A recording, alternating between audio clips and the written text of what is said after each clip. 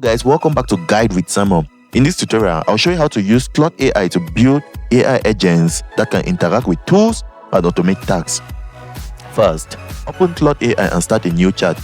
Before creating an agent, make sure the tools you want to integrate are available in your account, such as web search, document handling, or code extraction features.